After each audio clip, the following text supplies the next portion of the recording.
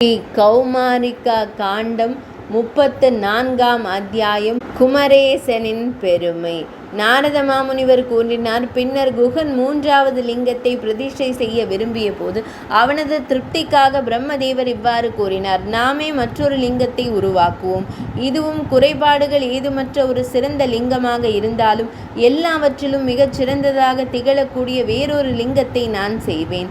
பின்னர் பிரம்மதேவர் தாமே குறைபாடுகள் ஏதுமற்ற ஒரு சிறந்த லிங்கத்தை உருவாக்கினார்.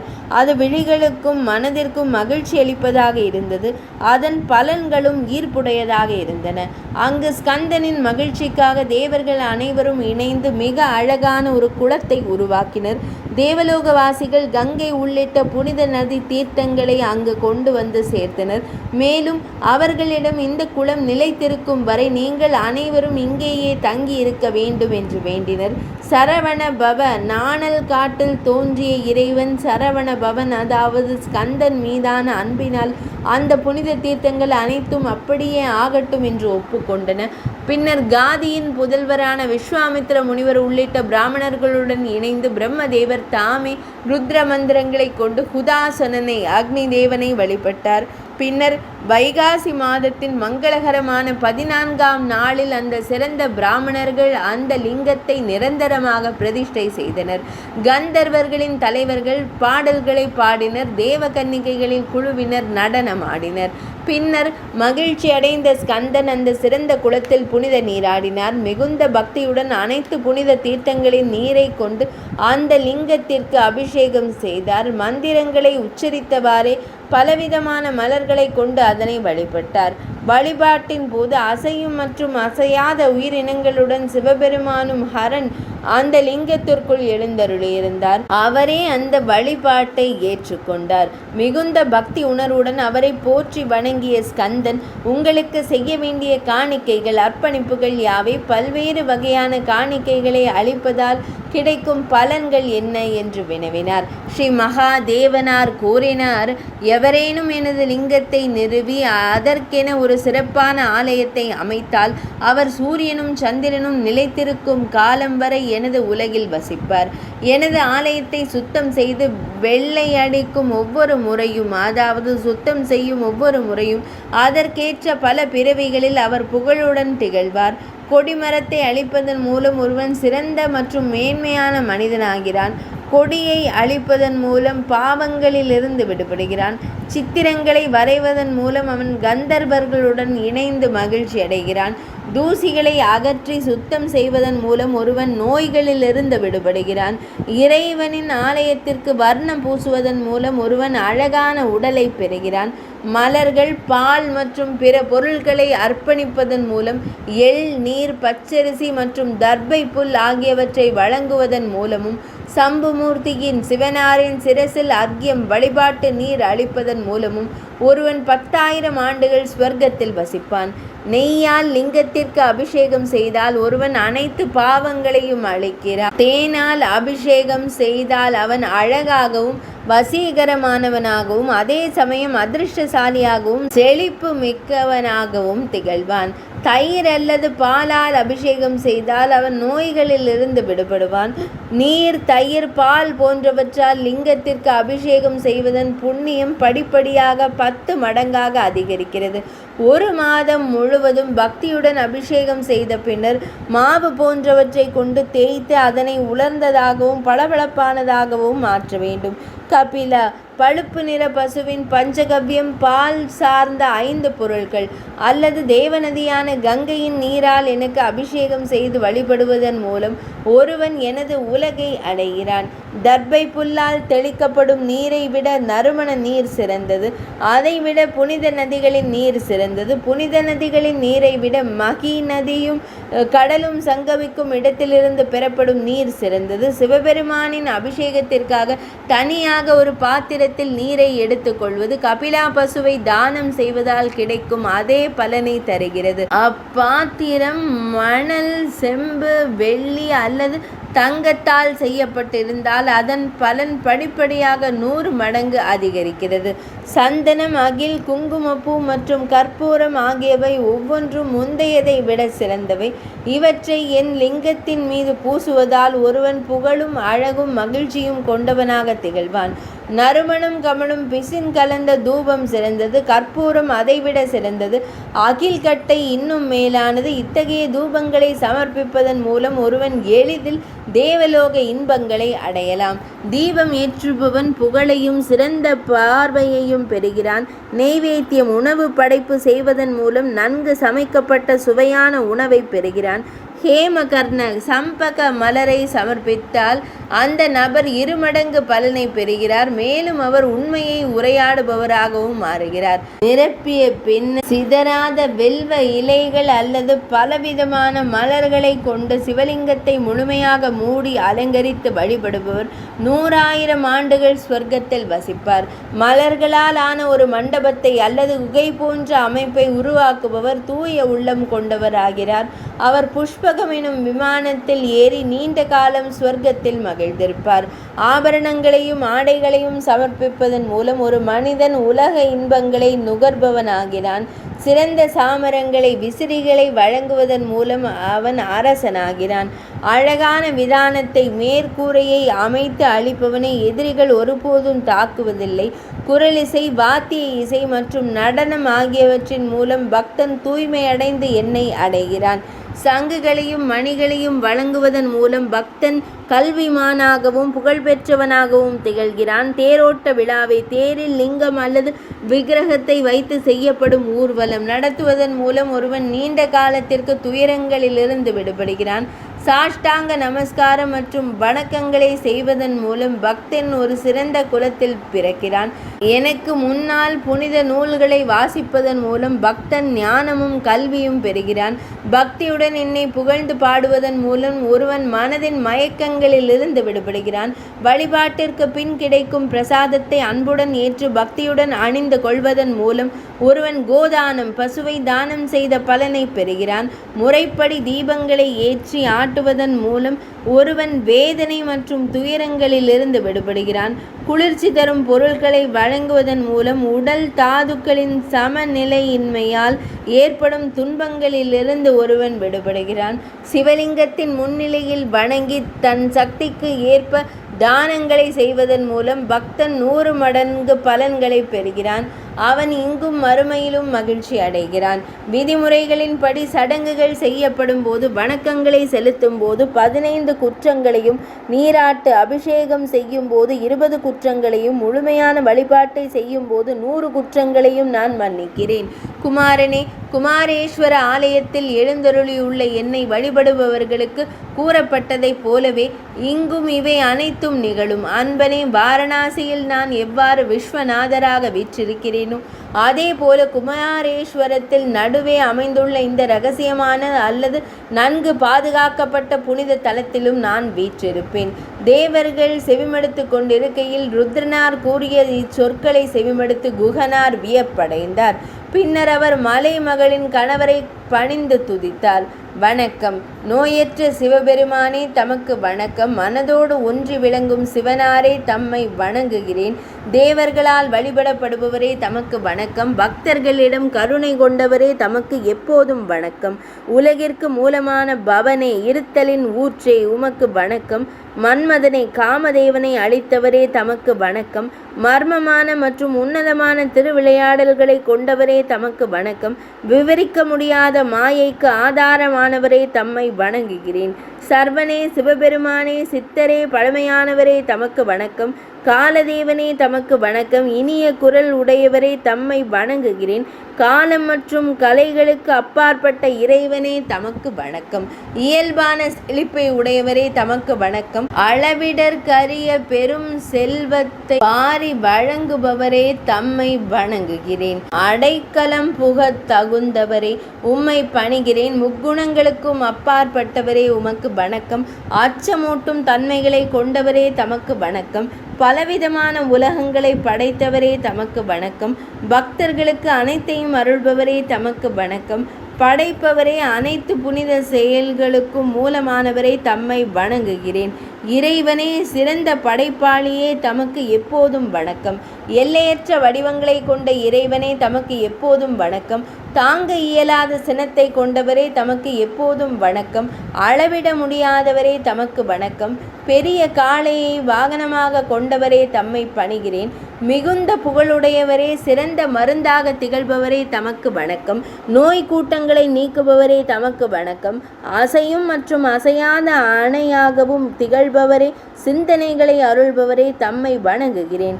குமாரனின் முருகப்பெருமானின் தந்தையாகிய சிவபெருமானே, தமக்கு வணக்கம். என் இறைவனே, உயிரினங்களின் தலைவனே, தாமே பரமேஸ்வரன், காமத்தின் தலைவன், வாக்கின் தலைவனே, வலிமையின் தலைவனே, அறிவின் தலைவனே, சினத்தின் தலைவனே, மோகத்தின் தலைவனே, மேலானவற்றின் தலைவனே, தாழ்ந்த நிலையில் உள்ளவன் நான், ரட்சிப்பளிக்கும் இறைவனே, தமக்கு வணக்கம்.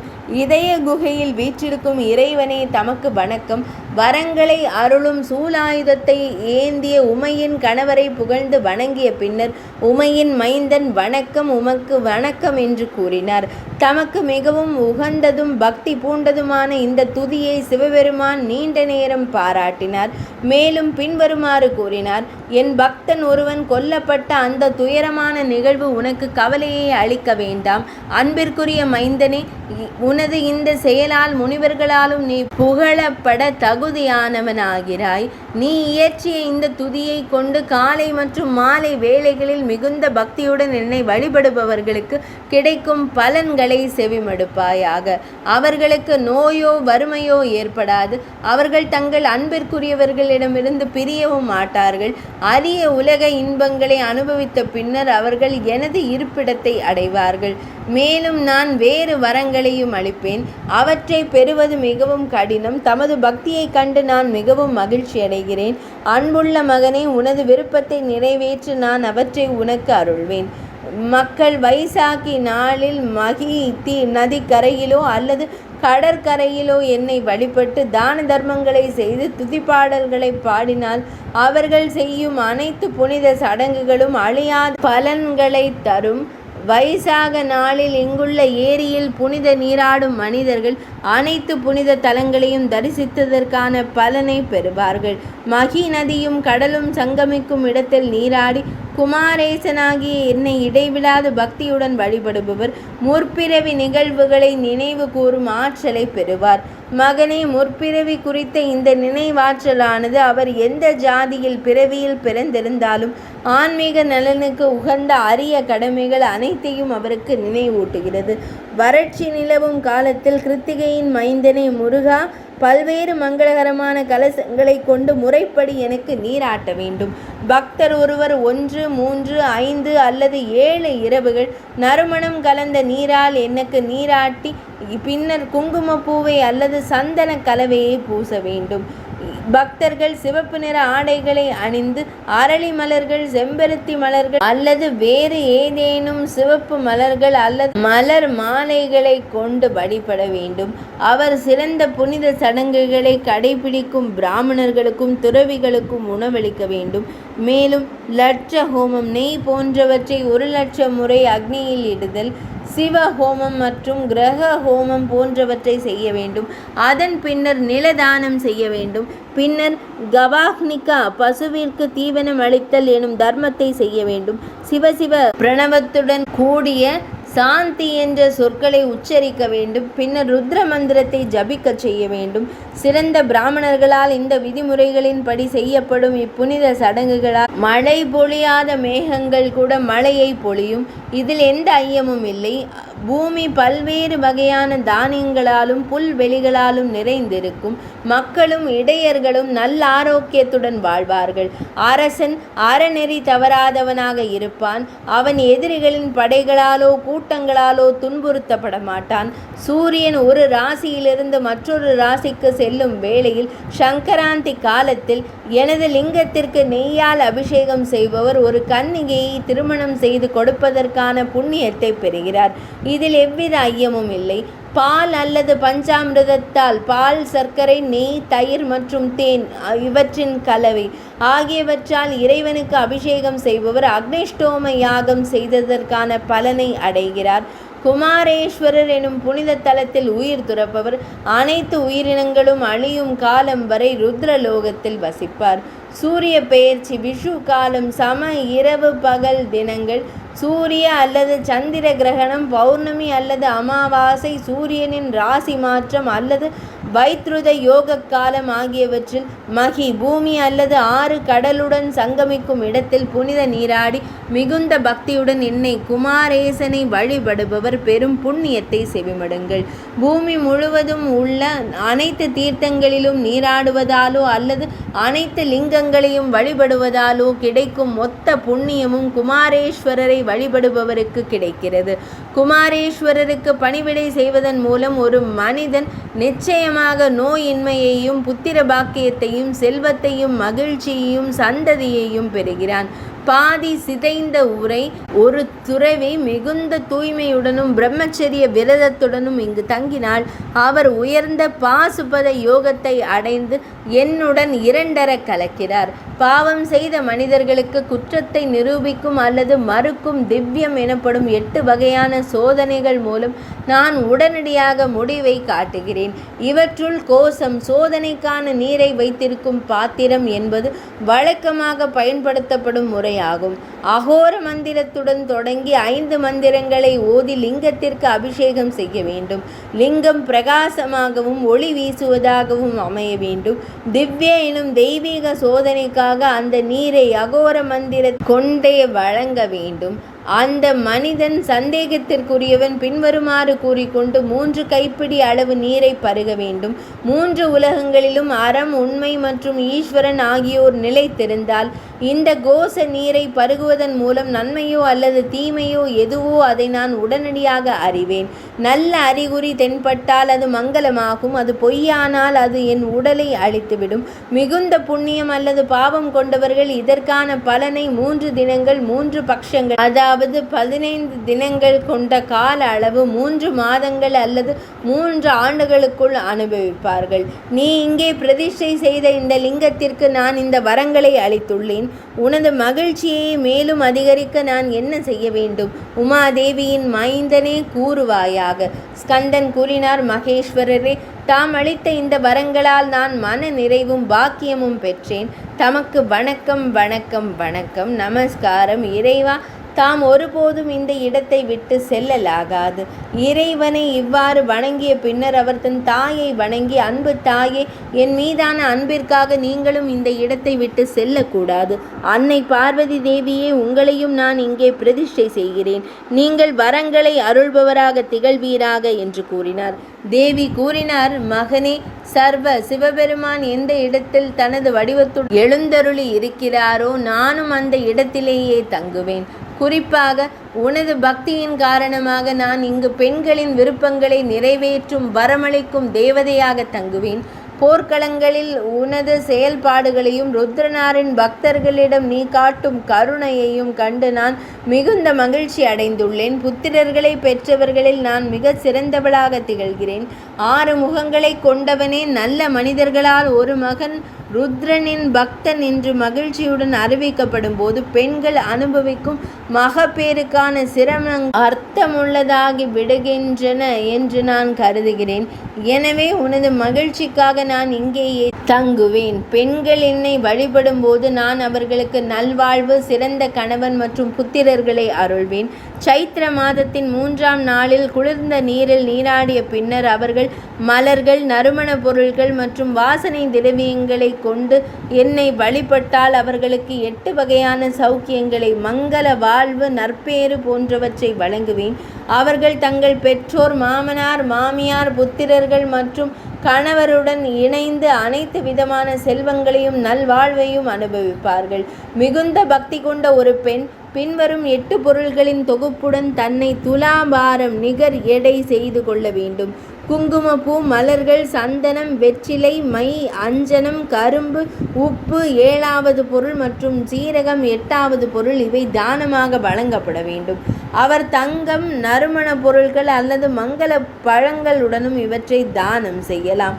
தனித்தனியாக தன்னை எடை போட்டு கொள்ளலாம். அதன் பின்னர் அவர் சிறிது உப்பை உட்கொள்ளலாம். அவர் ஒருபோதும் விதவையாக மாட்டார். ஒரு பெண் மார்கழி மாதம், மாக, கார்த்திகை அல்லது சித்திரை, சைத்திர மாதங்களில் புனித நீராடி என்னை வழிபட்டால் அவர் ஒருபோதும் துரதிருஷ்டம், துயரம் மற்றும் வறுமையை அனுபவிக்க மாட்டார்.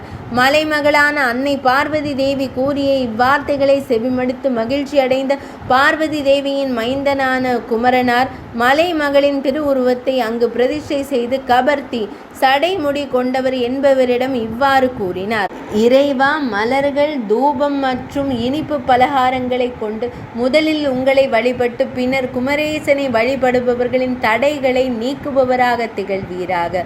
கபர்தி கூறினார்: சகோதரரே, உங்களால் பிரதிஷ்டை செய்யப்பட்ட இந்த லிங்கத்தின் பக்தர்களாக இருப்பவர்களின் செயல்களில் ஒருபோதும் தடைகள் ஏற்படாது. எனது வாக்கு எனது முடிவின்படி உறுதியாக நிறைவேறும். விக்னராஜரான கணபதி இவ்வாறு கூறியதும், அதாவது உறுதியளித்ததும், மகிழ்ச்சியடைந்த குமாரர் அவரையும் பிரதிஷ்டை செய்தார். எனவே அவர் எப்போதும் குறிப்பாக சதுர்த்தி 4ஆம் திதி அன்று வழிபடப்பட வேண்டும்.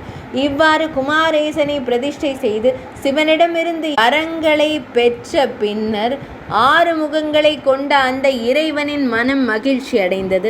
அவர் தன்னை பாக்கியசாலியாக கருதினார். அவர் அங்கேயே குமாரேஸ்வரரின் சந்நிதியில் ஒரு பகுதியாக தங்கியிருந்தார்.